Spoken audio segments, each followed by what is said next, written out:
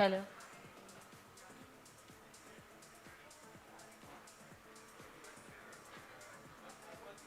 Hello.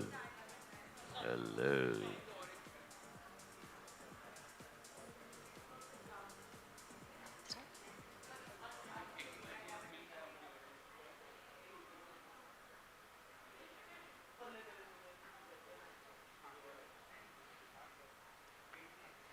Good morning, everyone.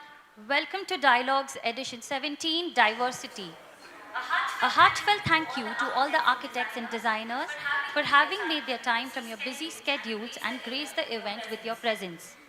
Dialogues Edition 17 Diversity, presented to you by Pidilite as a key sponsor, with Artize as the headline partner, Flexstone as a supporting partner, Ika Pidilite as the Lux and Wood Finish partner, Page 2813 as the iconic partner. Also, a big thank you to all our partnering product companies, A-Class Marble, ARR Coat, Dimor, Focus Fitness, Grandeur, Jaipur Rugs, Kajaria Tiles, New Artex, Siemens, Stone Lamp, the India Fitness Connect, Vinito, Vox, World of Stones, and Zydex. We would like to extend our heartfelt gratitude to Anthem Home, our dedicated manufacturing and finishing partner for signature product at Dialogues events. I would now like to call upon Sanjay Puri, Curator of Dialogues and Principal Architect of Sanjay Puri Architects, to introduce Chad Oppenheim from Oppenheim Architecture, our virtual keynote speaker from Miami for Dialogues Edition 17 Diversity. The title of the talk is In Unexpected Harmony.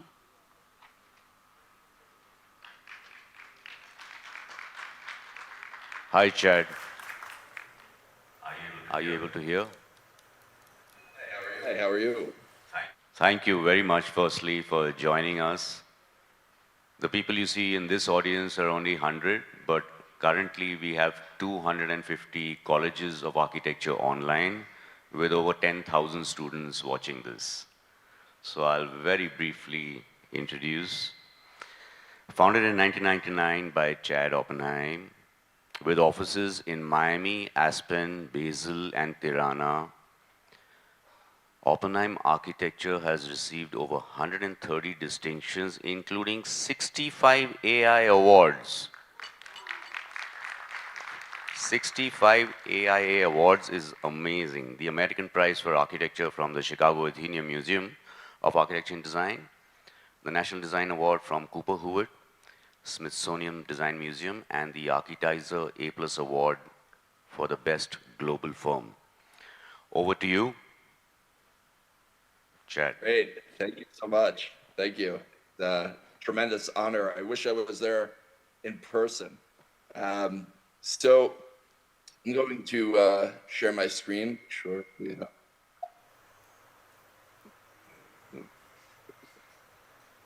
So just a little bit of history.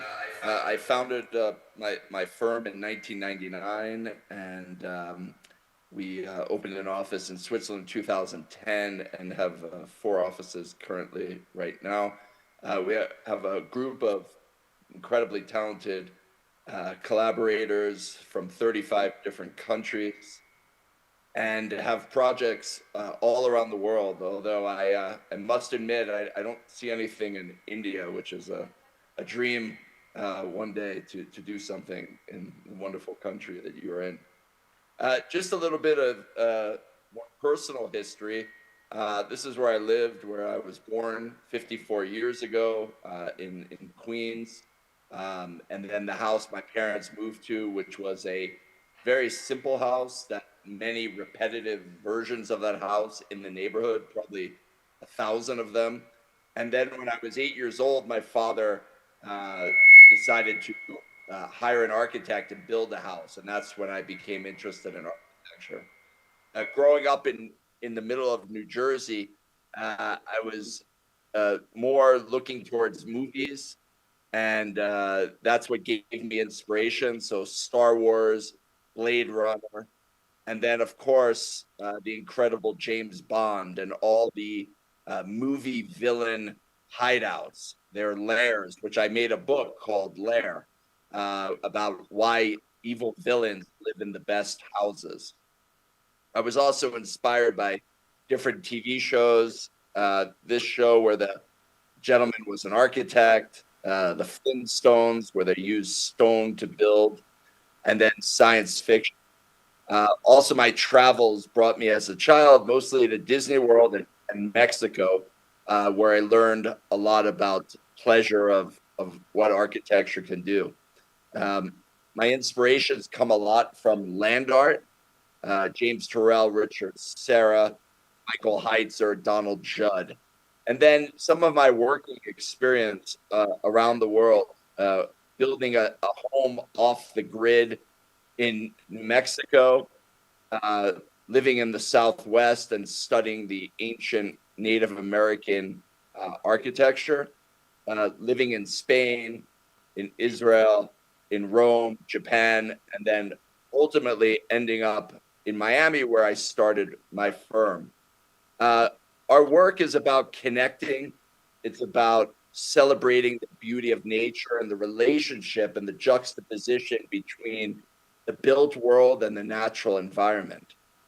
So we're always trying to make nature the center of our work, the celebration of our work. And we like to use knowledge from the past about how to mitigate climate, in this instance, with very large terraces that capture the shade and the breezes while celebrating the beauty of the site and how one can avert your attention to the notion of the simpler things and connecting us with the world. So, how the sky can frame the view of the moon on the equinox, and how this begins to give you a sense of your place in the world. But what's interesting is that in this instance, the architecture is derived from the, the vernacular that exists on the island, but it's a very distilled vernacular. And it's a place that is very, very simple. Almost a child can build these forms. But it's really about celebrating the beauty of the world around us that we take for granted, being so disconnected while being connected virtually with many places. So this very simple elemental architecture is set to really connect you in a visceral way to the place. Just an incredibly one of the most beautiful beaches in the world. A similar house that we're doing in Albania is showing how we work with different contexts. In this instance, we wanted the villa to disappear, being blended with its surroundings, and at the same time creating these momentous connections to the sea and to the views and to the sky, creating this very heightened sense of power and beauty, and just using materials, mixing the cement with the earth that has been excavated. For another project up in Albania, we're using and creating excavated rock to carve a hotel out of this rock, creating these very powerful moments of the beauty of the Albanian coast and celebrating the uniqueness of this particular place. For a house in Utah, we're echoing the shadows and the forms of the surrounding landscape. So really connecting with the geometries that have been formed by the Earth's processes, and also using the materials on site to mix with the building materials so that the project becomes one with its natural environment.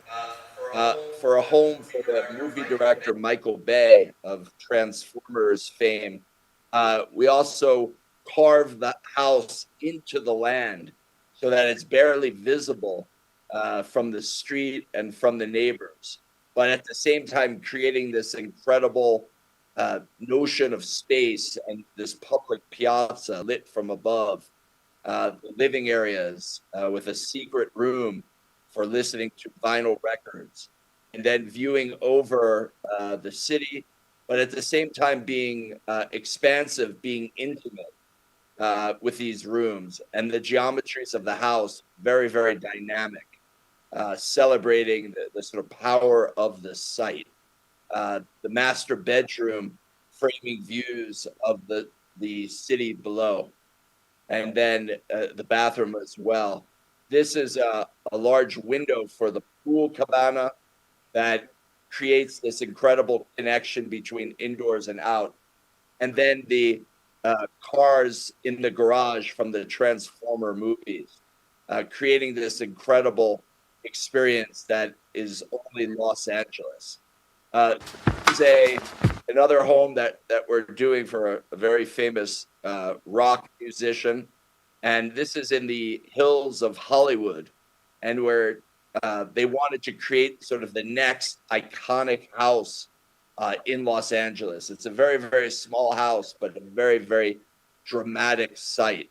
So creating power and dynamism with very minimal size in this incredible hillside location. This is a project in Napa in north of San Francisco, where we're inhabiting ruins that have been the remains of fires that existed throughout hundreds of years of this site's use as a hotel. So here we're working within the context of these ruins, building within them at the same time creating something new that is very, very dynamic, taking advantage of the wonderful hills and wine country of the region. This is the lower pool area, and you can see the building inserted within these ruins. We're using the stone that is excavated from the site and really creating this kind of blending of time and space. For the spa, we're carved into the land, and we're creating a pantheon of wellness. So you can see the center space, which is all below ground, becomes this focus of light and water from these natural springs. For a project in Costa Rica, we're blending with the land, using the materials, the local volcanic stone, to frame views of nature in a very, very powerful way.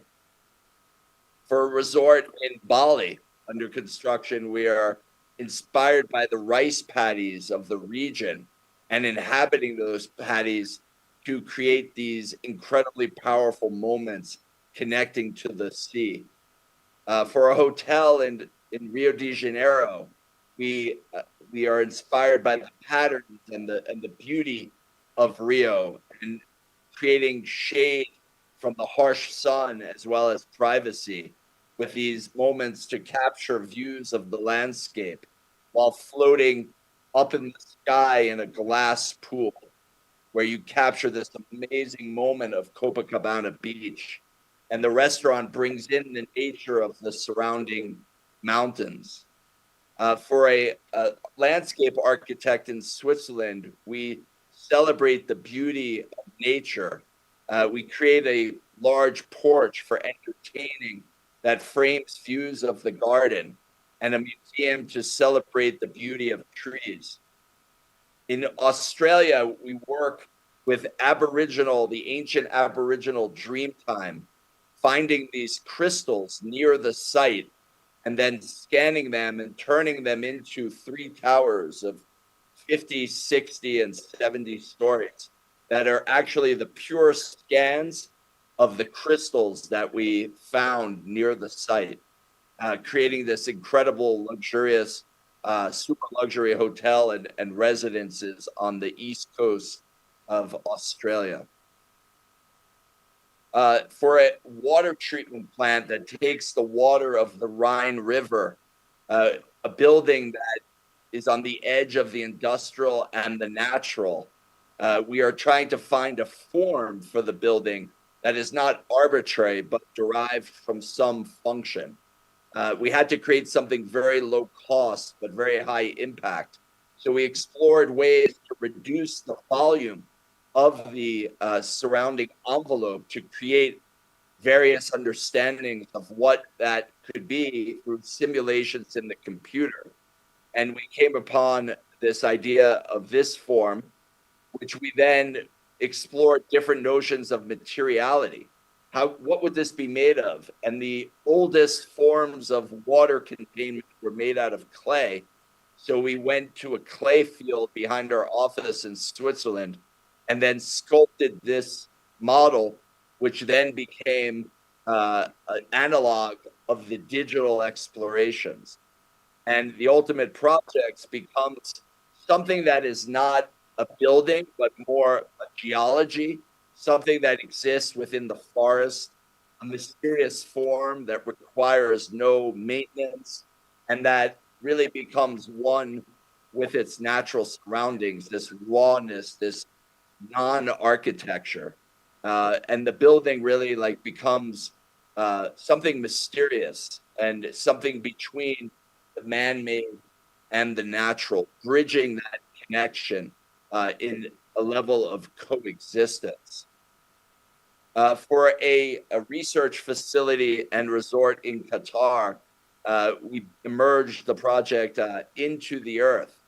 And then at the same time, created incredibly powerful form that rested delicately on the top of these natural dune formations that becomes invisible except for a few, excuse me, hints as you experience the project. So it's a very, very bold gesture, but it's also nearly silent in its expression as you experience it from the ground. And in the center is a wellness facility that has this very powerful oculus. But you can see in a moment how the building, although very grand, begins to disappear. And you're able to see the nature without the effect. There's just one moment of arrival of the indication of this building that is massive and at the same time monumental and silent. This idea of silent monumentality is very, very important. And you can see here as you enter the space of wellness, of light, and of its oculus. It's something very, very powerful. For a clubhouse in Jordan, we were asked to create something iconic, which I actually don't like that word iconic because I'm trying to make the projects disappear. But we said to our client that the project is already there. We want to occupy the dunes that exist. So some very interesting engineering, we were able to create this inhabitable dune, but that was done by hand with only one machine to pump the cement through the mesh that was created. And we worked with local artists to impregnate the structure with minerals from the area, gold dust and cobalt and other elements to create this very powerful spaces of light and shadow, but also of climate mitigation. So the project becomes really a piece of the earth. It's no longer architecture. It's going back to sort of the roots of shelter and how we can create something that is one with the landscape. You can see here in this short film how the light plays with the space and how the materials of the project are so tactile and so raw and beautiful, almost as if it was fabricated through the geological processes that are on the earth, making these mountains and dunes. But this sort of very visceral and raw architecture becomes a very powerful experience for this clubhouse. In 2018, in June, we got a call asking to see if we were interested in doing a project in Saudi Arabia for the Crown Prince. We were asked to do something that was never done before and help the country become uh, uh, off of oil and more about bringing tourism to the kingdom. So it was a really exciting journey. Not only did we not have a specific site in mind, but we searched the desert for days trying to find where that site could be. So they didn't really have a vision. They just knew that they wanted something that would revolutionize hospitality and put Saudi Arabia on the map for tourism and hospitality. And we were honored with that opportunity to create something. So after this very long and arduous journey, we were able to find and discover this incredible rock. This is actually from the movie The Martian with Matt Damon. But we found this rock not on Mars, but in the desert of the Red Sea. And we felt that the resort was already there. It was not an architecture that we were to add, but it was an architecture of subtraction, of occupying the voids and the natural moments, almost in an ancient way.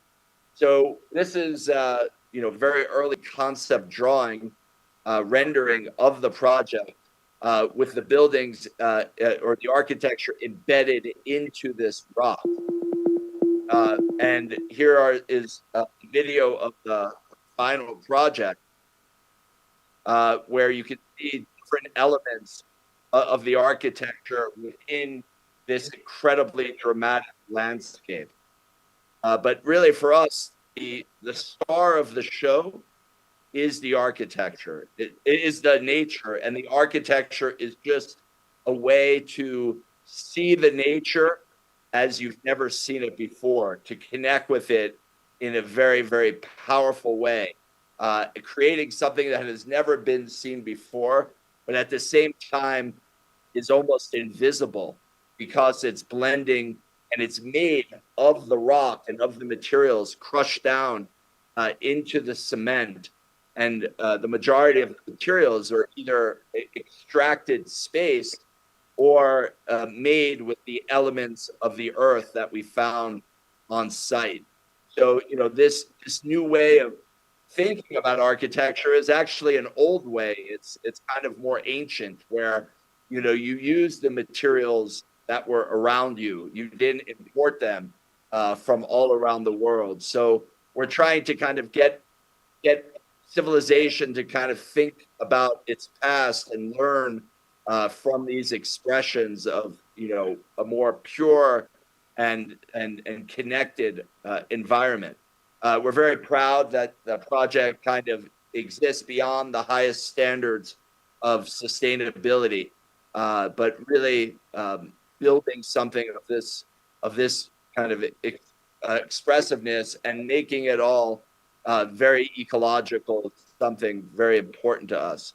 Just a little bit behind the scenes, how a project like this is made, from the original drawings to the 3D models that we're using to construct this building, and then a video of the final project.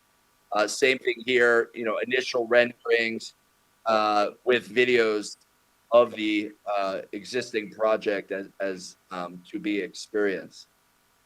Here you can see the carving and how this is all done in the computer using incredibly detailed software analysis, working with hundreds of consultants to make this incredible dream reality, this never before experience that will put Saudi Arabia on the map. Here you can see the entry pavilion in the computer model, the rendering, and the ultimate final experience, as well as the spa and wellness area, the model, the 3D photos, as well as the process. So it has been an incredible success. It's won every award from Architectural Digest. We just received the Michelin best of the best hotels in the world. And then, of course, the impact of hundreds of millions of social media experiences, people believing that it's actually not real, but AI, which is quite interesting. And then, just this incredible moment of experiencing the mountains and the deserts of Saudi Arabia like never before. The last project in closing is also a project that we did starting the same time. This one in the water as opposed to in the rock. And the area of the Red Sea has the most beautiful untouched reefs in the world.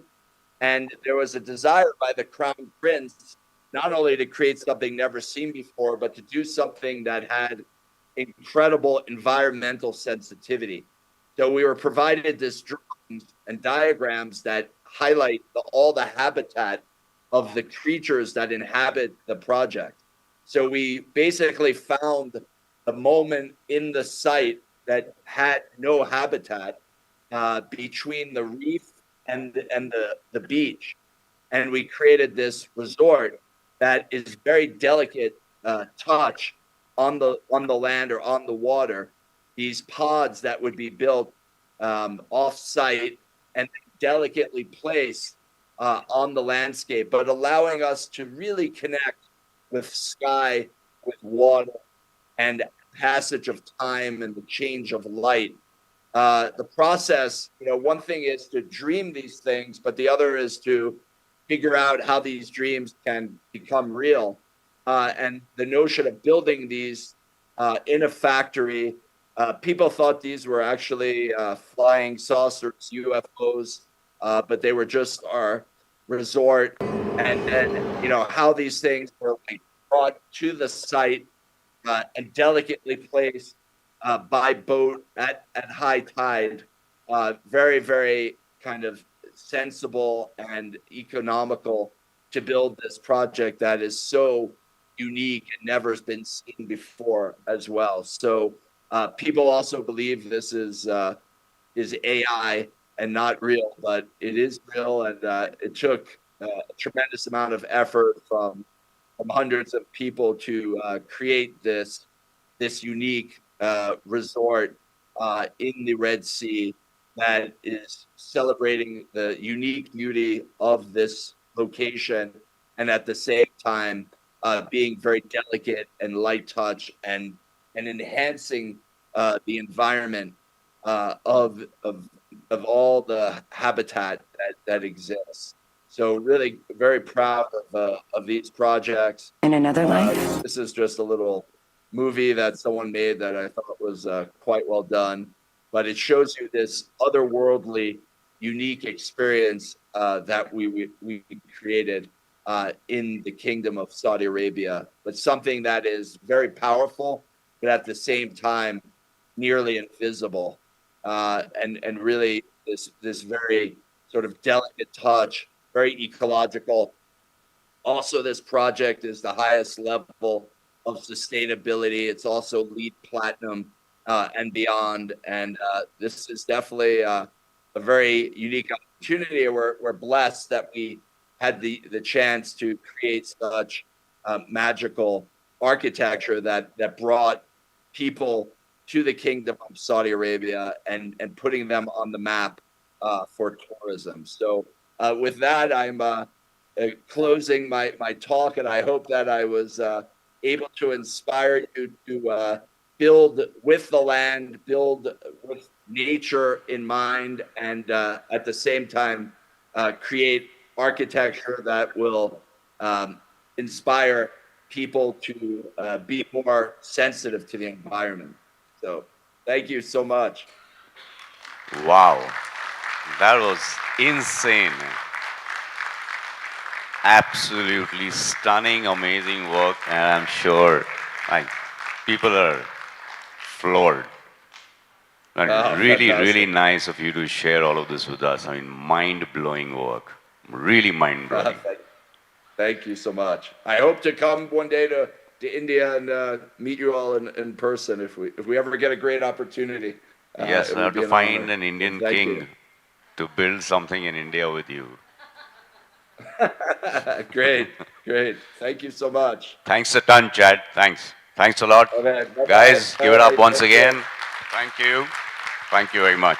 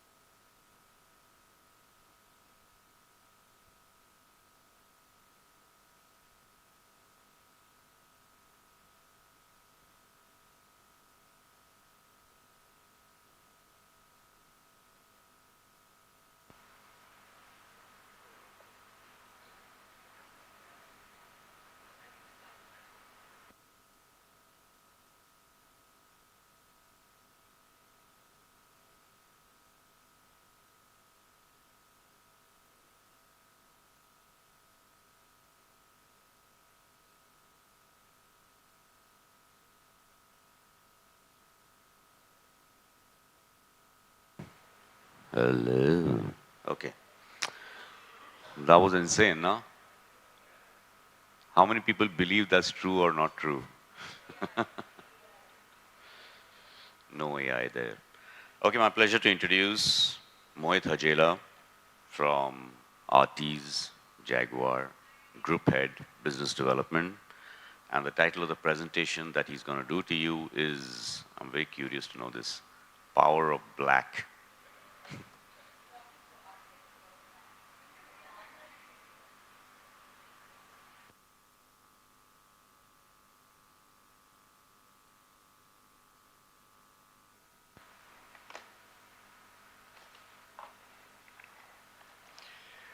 Thank you, Sanjay. Thank you, Nina.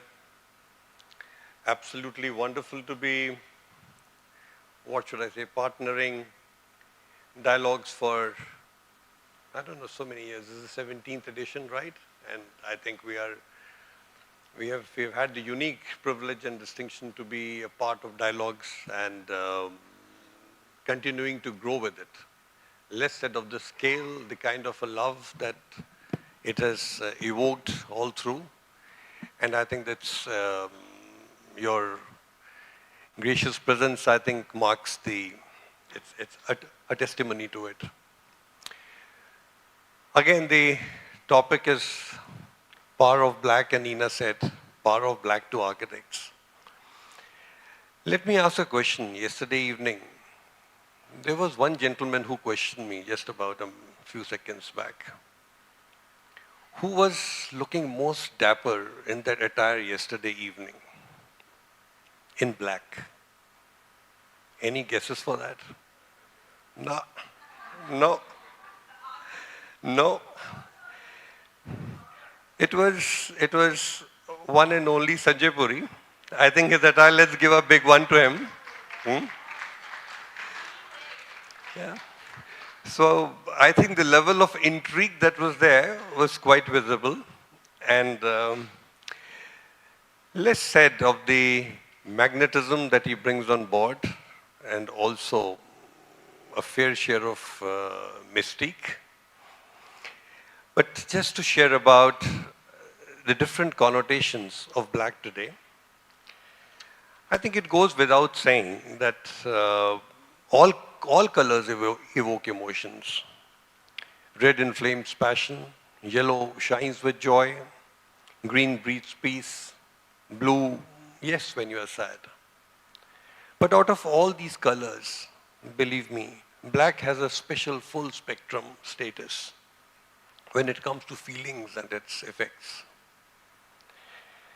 So I think a color of many sentiments.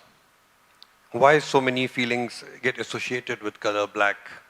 Maybe it's because black goes with everything and brings out the best or worst in whatever it surrounds. A quick reflection to the psychology of black. Yes, black is the color of timeless excellence, timeless elegance, yes, excellence also, and quiet power.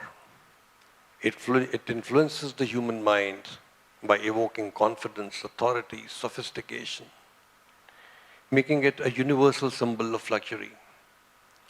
But most importantly, the psychology of black on human's mind, needless to say, power and authority, elegance and luxury, sophistication, mystery and intrigue, clarity and focus, and last but not the least, confidence and security. Who doesn't remember that frame of Audrey Hepburn? Yeah, I know. Yatin may be thinking of Kate Winslet in Titanic, the ultimate black seduction, but believe me, black is the color which stands testimony to so many things. Now, being a brand strategist, I would like to talk about what black means to us.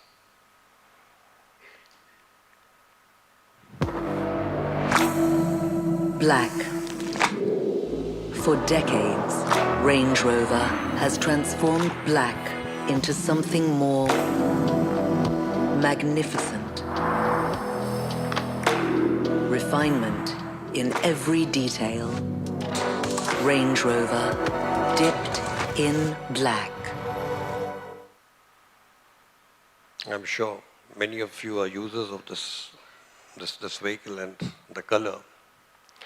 But let's also look at how the black badge, one of the most significant launches of Rolls-Royce, be it Ghost, Wraith, Dawn, Cullinan, all got the black badge editions. Yves Saint Laurent, black opium. Or Mace Birkin, style statement. Louis Vuitton.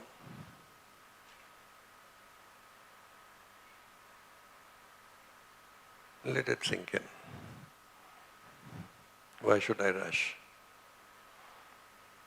Chanel's iconic J12 black.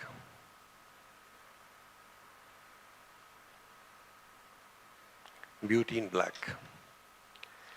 Now, beauty in black,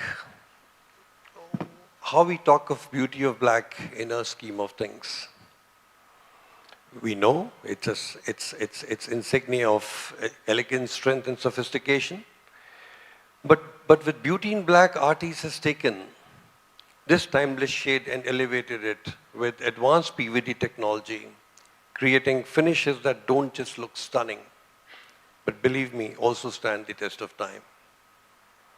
Each collection in this range that I'm going to share with you shortly is inspired by art, architecture, and nature. Whether it's the jewel-like sculptural elegance of tiara, the flowing grace of confluence, or the modern lines of Navi, a very, very columnist, flutist design inspired by French designer Daniel Buren's. Together they form a portfolio, which, believe me, it celebrates both design, artistry, and engineering excellence. Undoubtedly at Artize, we believe that beauty should never be fleeting. With beauty in black, we are making it even more timeless.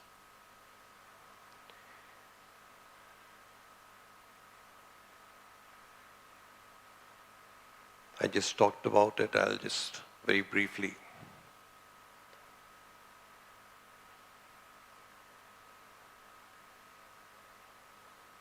The red dot design winner from Claudia, Tailwater.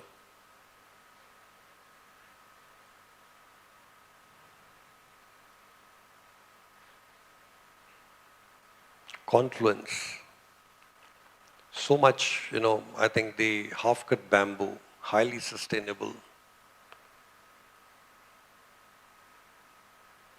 being designed by, it's an in-house designer coming from Pariche. Most of you know him, you have met him.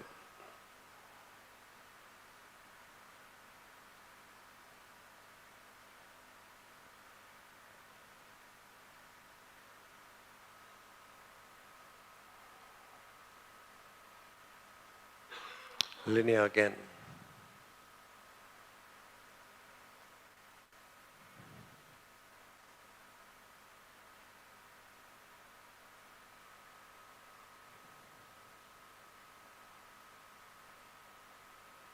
Yeah, that's more like a jewel, a piece of jewelry in the powder room.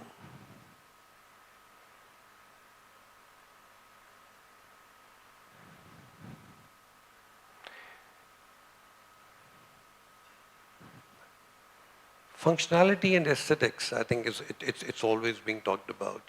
Functionality with the group is given. I don't think so. Somebody who's almost closing to clocking 250,000 faucets a day, with presence in more than, 55 plus countries and growing, needs any testimony for that. But I think today we are experimenting, playing with form. Indulgence is into water. Who denies that we are flirting with light? Navya, I think one design which evokes all senses, high on tactility. The kind of sensoriality and tactile experience it offers is unbelievable.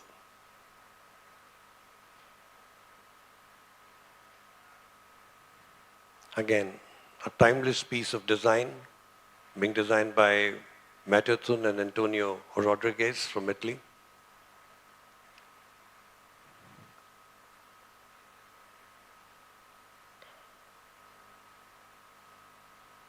But again, something most important, we talk about all these designs coming from a homegrown Indian multinational. It's time to celebrate the rise of India, celebrate our designers who are making it big across the globe. I don't know, I've stopped the count of how many WAV Sanjay has won. So, and so many of you, getting represented, being celebrated. All I can say, though I was tempted not to talk of Urdu any time, but I can't stop shy of closing it with one. It talks about how we celebrate Indian civilization, which has held the, I think it's a legacy. It's a testimony. It's something that we all wear on proudly. And I think coming from India, we take a lot of pride in saying, Yano Mr. Ramo, Samit Gaye Jahan Se. There are three greatest civilizations in the world. Yunan means Greece, Misr, yes, Egypt, and Ramo is Romania. Yano Mr. Ramo, Samit Gaye Jahan Se. Kuch baat hi hai hum mein, jo ki hasti mitti nahi. Thank you so much.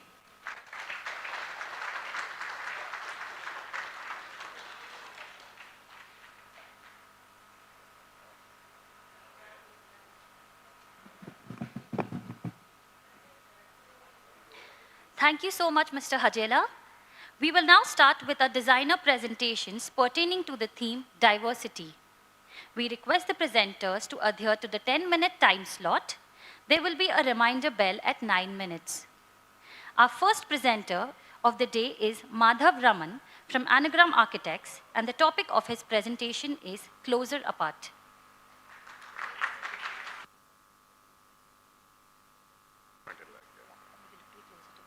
Sure. Can you guys hear me? Am I close enough to the mic?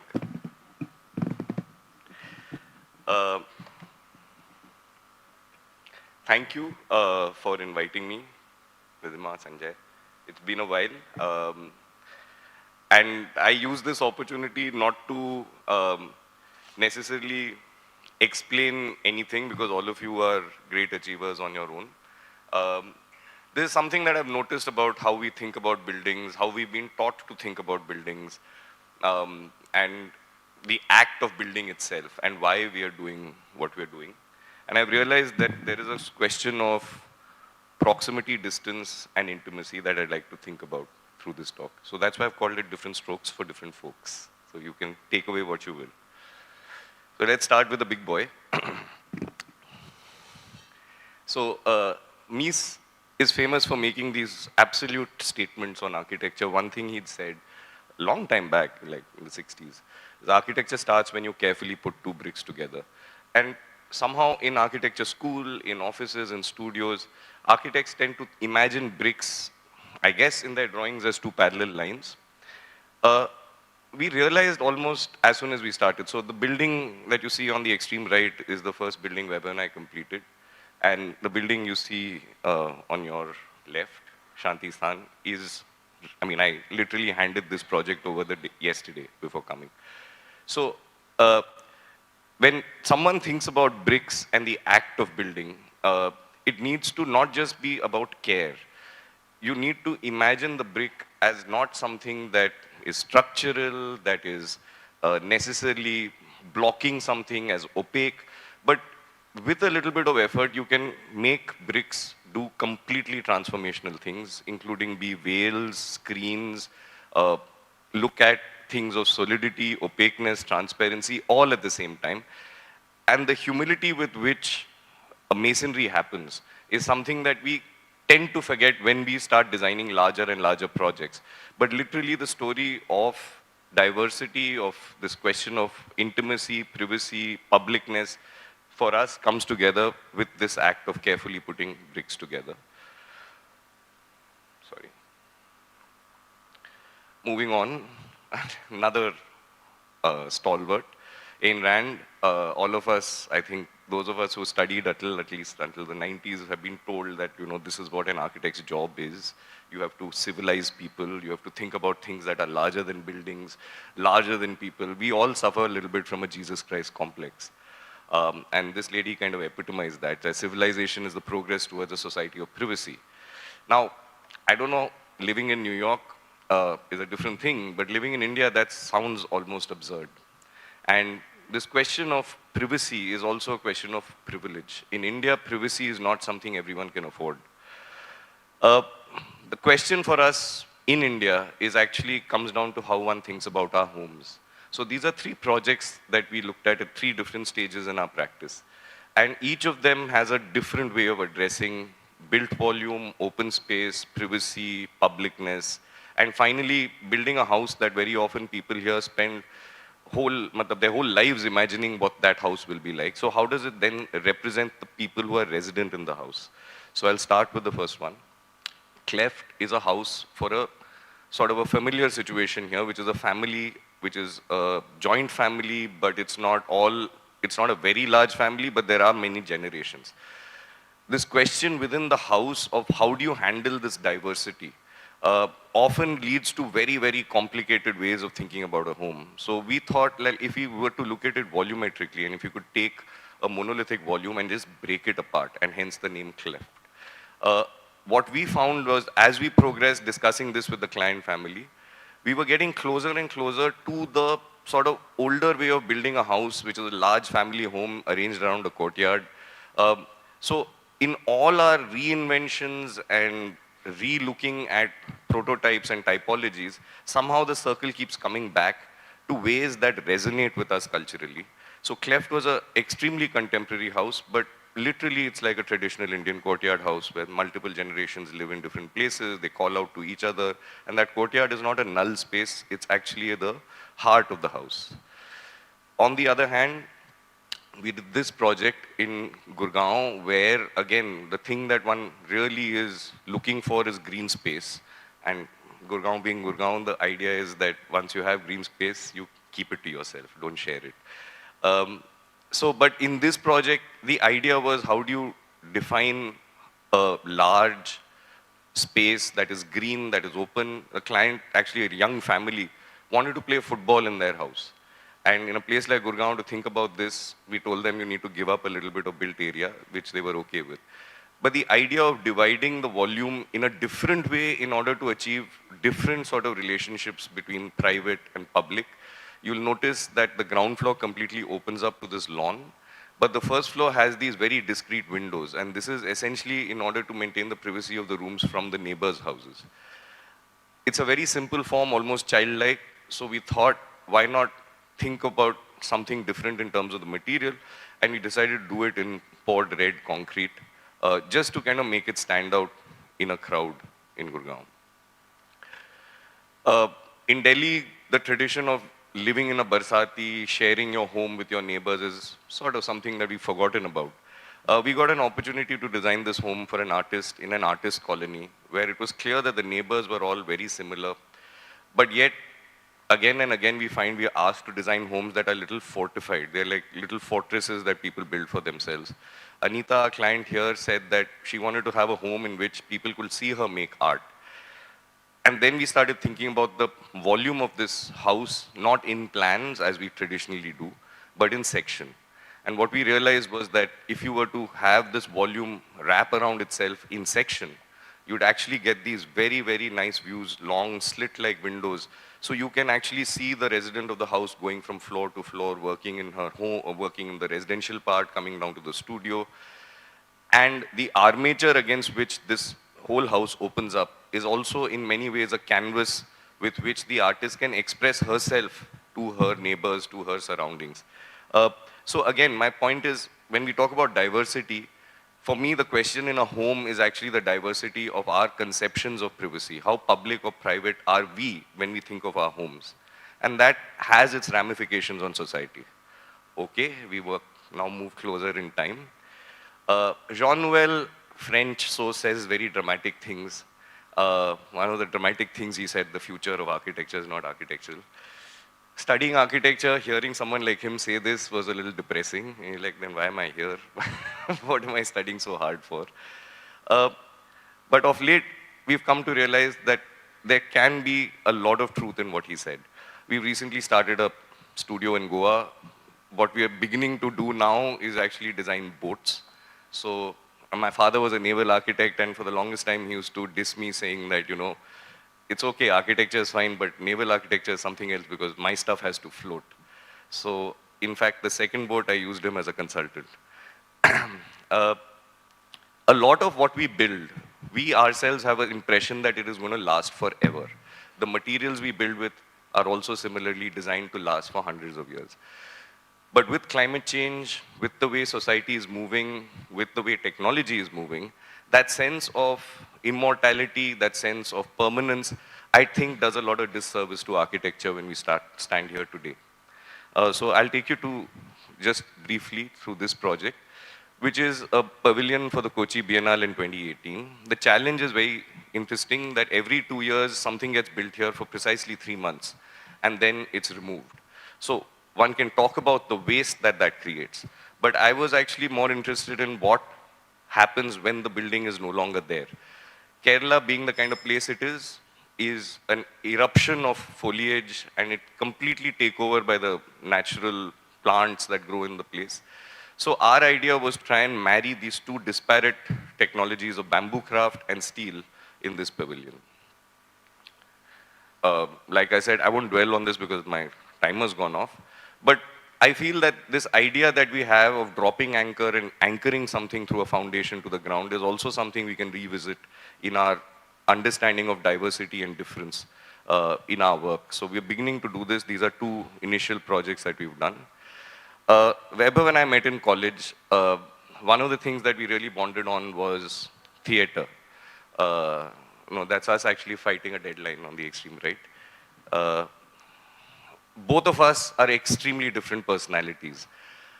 I am a lot more hairy than Weber, but for the longest time, for the past 25 years, in the first 20 years, we thought that was enough diversity. We were just such two polar opposites that that was all we needed to create the magic of studio. In the past 5 or 6 years, perhaps with age, or maturity, as they say, we've realized that that's not just good enough. So about 5 years back, we decided to broaden the leadership in our firm, and we now have Shruti and Khyati join us in running this firm, which is now becoming bigger. we are growing older, so the studio seems younger. Often when they speak, I can't understand what they're saying. So we need interpreters in this world of diversity. So I hope this carries on and we get more and more people able to understand how we've understood what we've been doing for the past 25 years. So thank you. Sorry, there's one more slide, sorry. Sorry, I had been, can I just go back? Sorry. Yeah, so this is something serious. So 25 years is a bit of a landmark, and it really makes you think about what is happening around you. And in these past 25 years, I feel that this is what has happened around us. We've become post-globalized, we are hyper-connected, and we are climate changed. These are all very scary, scary things to look forward to. So for that, I just have this one piece of advice, you can say. What we will need is much less ideology, much more realpolitik, much more practical understanding of human relationships. We are all communicating in silos. We need to distribute our communications and talk to different types of people. Architects tend to like to talk to architects. We should try talking to people who are also not architects. And my understanding of climate change is that we need some form of resilience that drops anchors. It's not the buildings that need to drop anchors. Our sense of resilience or bouncing back needs to drop anchors. And for that, in architecture, I feel that these are two things that architects should consider for their future. One is design for impermanence, and the other is to build to conserve. That's it. Thank you.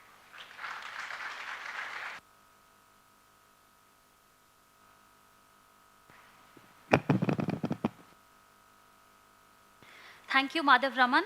And I request a big round of applause for inspiring all of us. Our next presenter for today is Monica Chawla from Essentia. The topic of her presentation is the balance of diversity and direction in design.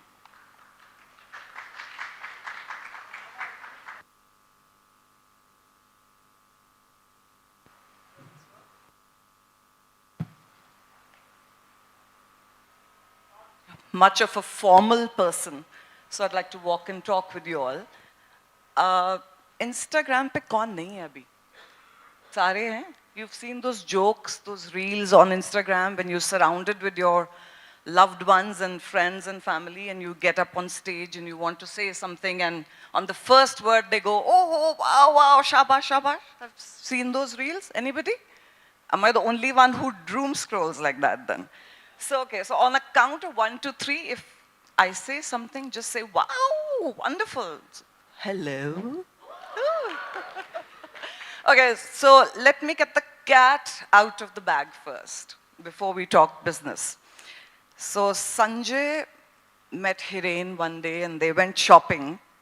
Sanjay, can I please have you up here, Hiren, you too, please? Just for a minute. So I'm just going to get you all into the secret behind the color-coordinated scheme of how we are dressed today, not to mention the detailing that has gone into the tablescape, the pens, the diaries, and it all started with these orange and pink shoes. Everybody, the camera, please focus. So I now get that trick, huh? So you set the color scheme based on this, and you know, the people who don't go out much shopping are left wearing the Artize black. You know? Wow. Look at that. Look. Yeah, so Who gave you these bows? so I think there was a one gift packet in a room with a. So I just took them out and just put everywhere. And then I'm also wearing the orange fragrance, by the way. So talk of creativity now. So, you know, this is wonderful. Before I jump to, you know, this was so inspiring seeing you talk. How beautiful, Sanjay, your practice has been, what you showed us with Chad here, and of course you, all of us. I feel there might not be pretty much I would like to talk about how I design, but definitely a lot about how we've done the business of design. You know, the young students who want to now spring out and get into the real world. Sometimes everybody feels that creativity, you need to be a poor person if you want to stick to a creative way of thinking. And that's not how, the real world is going to let you sustain yourself. Diversity is a no-brainer, right? I don't think there's anybody out here who feels diversity nahi chahiye. It's just my way or the highway. I don't, is there anybody here who wants to talk non-diversity with me right now? So it's a no-brainer. But as designers, I feel sometimes our vision becomes very myopic and we feel or think only as designers. We need to start thinking about a scaled up design firm too, right? So when we have experience, what a pity if it can't be shared. What a pity if it can't be scaled up. What it takes is not just one person's vision, but an entire team, an entire brigade. With AI now, I am so excited that the youngsters not only just get to see and be and do what they can with that energy that they bring, but they get the entire width of experience that we all collectively have, put together. So it gives me immense joy to feel what is going to get unfolded now with diversity. And with the cusp of where we are with AI right now. Do you agree? Happy with AI? No? Yeah? Big fan. Wonderful. So I think designers are also pretty much introverts. So who runs businesses, right? So you say, okay, leave me alone to design. I don't like to do the BOQs. I don't like to do MEP drawings. Why should I be involved in structural drawings? But you ought to, right? So there are generalists. And then when you collaborate, you get specialists on board. So I think that diverse perspective, not just of age, the youngsters, like you just said, it's so beautiful to have them around. कई बार जाके पूछना पड़ता है, बच्चे mental trauma तो नहीं हो रहा? You're okay? Yeah. So, you need to do all of that. And then you have the visionaries or the older ones in the organization who are helping you do compliances and helping you do your legal work. So it's very important to have that array of a diverse age group. So let's not just talk design in terms of, okay, diverse way of thinking, but how about the diverse business aspect of it, which everybody brings to the table. Our vendors, look at all the techniques, all the hard work, all the innovation that goes into making our life easy, that constant, opportunity to learn and evolve. I think that diversity is something to celebrate. We're nothing alone. So I love collaboration. I love hearing different points of views. One day I was just sitting alone in the office. It was pretty late, so probably there were just 5 or 6 of us left. And I was just looking back into my office, and all the chairs were empty, the lights were dim. And suddenly I felt so powerless. So you are who you are with the entire energy and support of your team. If you feel, oh, I can do it alone, I'm a very strong person and nobody understands me, I think you ought to change a bit. You ought to open up a bit. The power that you get with your team and the luxury that you can create for yourself for time. So you love doing creativity, you get somebody to do the other aspects in your business, and you scale up. The younger generation, I just want to, definitely give them this little tip. We all in our generation, we started thinking of scaling up much too late. I think that was true for Essentia, at least us. With this cusp of AI, I think you should not just think of yourself as a startup today, but also years to come. So you're always on your toes, always evolving, always doing something new. But you get everything you want to do with the information that you have. So please, day one, even if you're a team of 1 or 2, think scaling up, think processes, think business. It is our duty to make sure that people who are employed by us keep going and keep enjoying the work that they do. If you're not springing up out of your bed every day, every single day to come to work, probably you are overwhelmed or not collaborative enough, So do what you like. I think with everybody over here, I have hardly anything to say or boast of right now. So I thought I'd take this little different track to talk business with you. Let me also take this opportunity today with all of you, by the way. My youngest one turns 20 right now, today. He is studying to be a civil engineer, so I hope to have him be with you in a few years' time. His name is Mahin, so all of you, happy birthday, Mahin. Happy birthday, Mahin! Chalo, enjoy. See you. Ciao.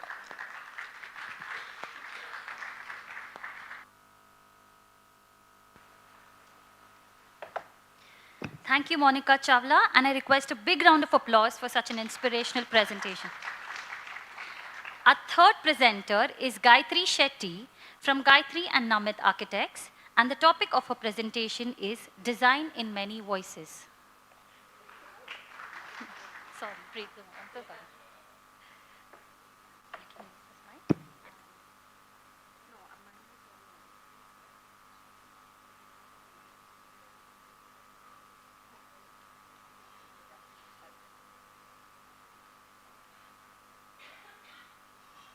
Hi, everybody.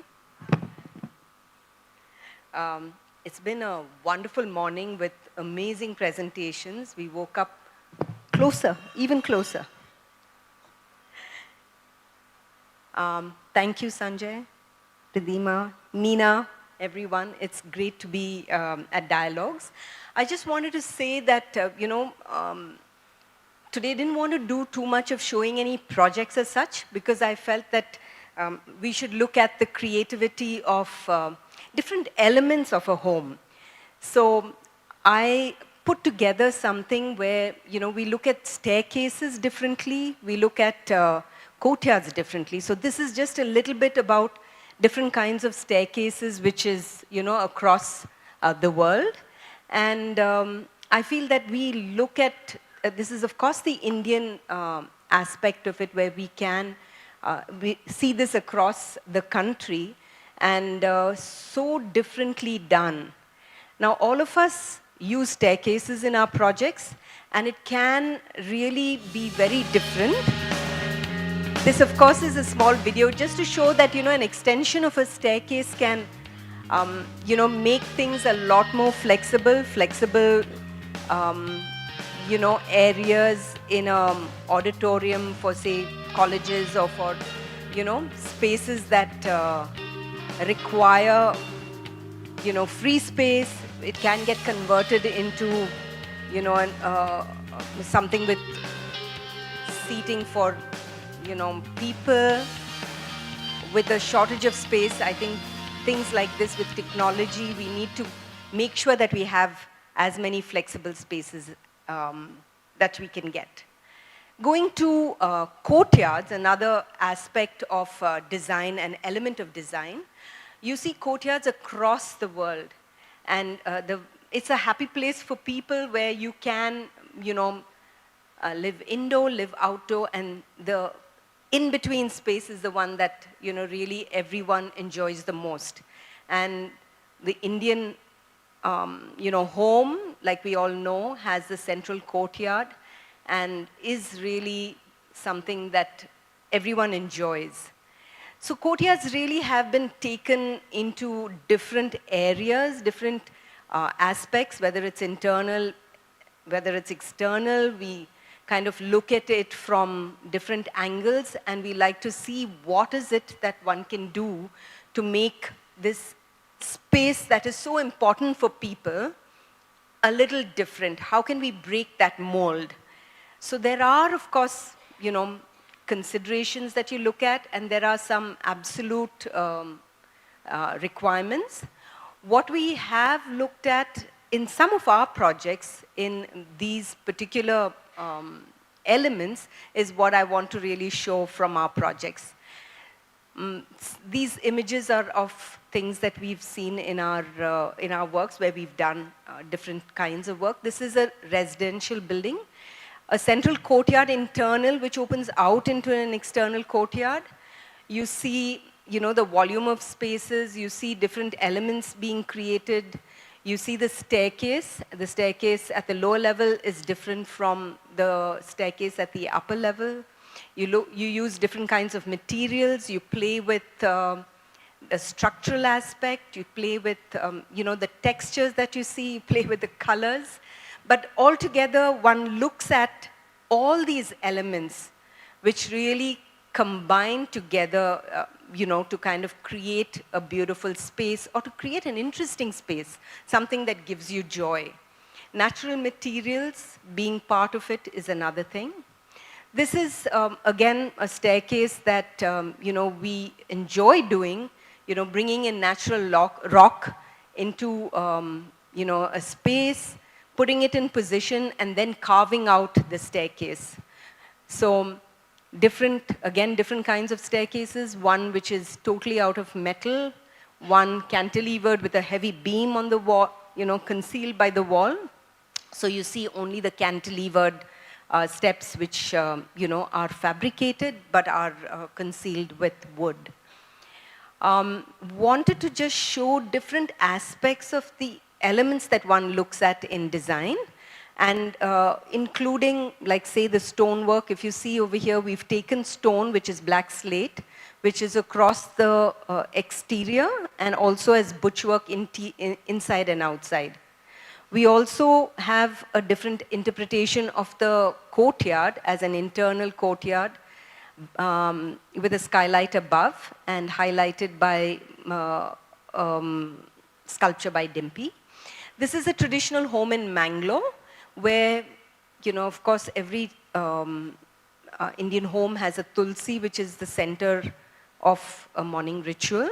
And here, this sits right in the center of this courtyard where, of course, the living room opens right out into it.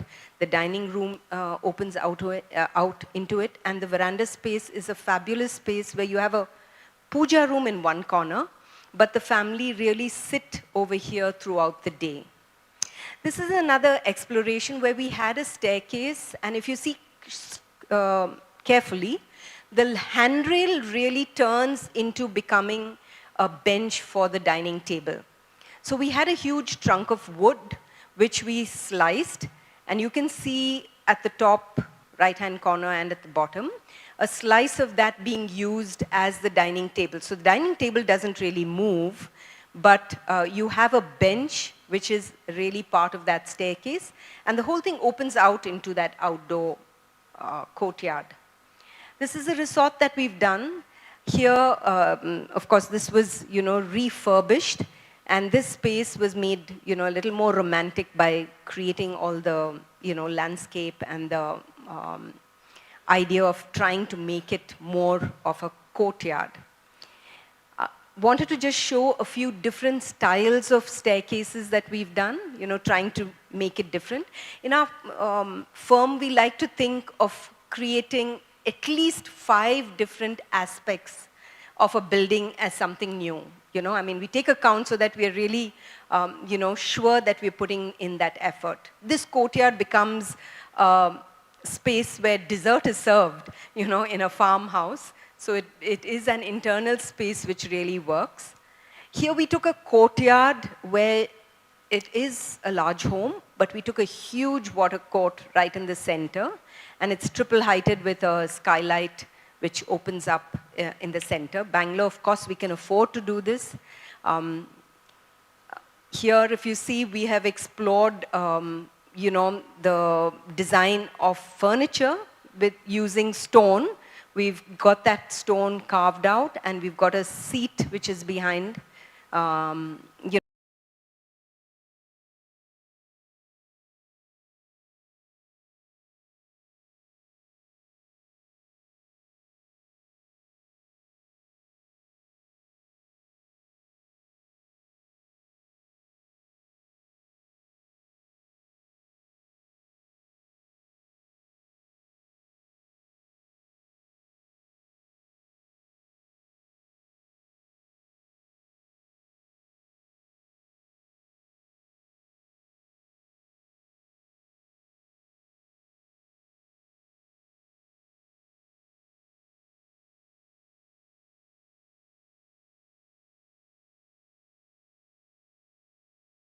again, the craft is what what you see in color is fabrication, but trying to see how to bring that to life with the crafts of Karnataka. So here you see the ceiling, which is totally printed, where people can actually admire the craft, and of course different areas where we have used art and craft of the country, which sometimes are meaningful, sometimes are educational. The left-hand side was actually a project that we've done. It was for Bosch, a training center, including this, the learning campus, where we use art in a big way for people who came in from all across the country to, for management skills. But we said, let them go out with much more. So why not, give them this, education, so to say, on, say, Indian philosophy. And German art collaborations. The Hamsa that you see, the large one that you see, is really something that India and Germany have in common. So these, together was, so these together were, different kinds of explorations that we had looked at in the practice to think of different kinds of methods to, bring in interest in a building, and also to look at the detail, because details really come together to kind of give life to a building. Of course, the architecture is there, and that comes as a separate piece altogether. I think right now, like I mentioned, our next forte or our next focus is going to be on architectural craft. We are looking to do a bamboo pavilion in Bangalore for a very large public project, and looking forward to, opening it up to public probably by the beginning of next year. Thank you.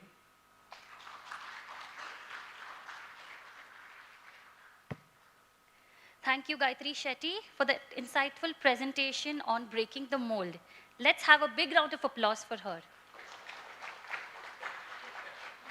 You may all now proceed to the tea coffee area for a short 15-minute break before we head to the partnering product company meetings. We have scheduled a series of one-on-one meetings with our partnering brands.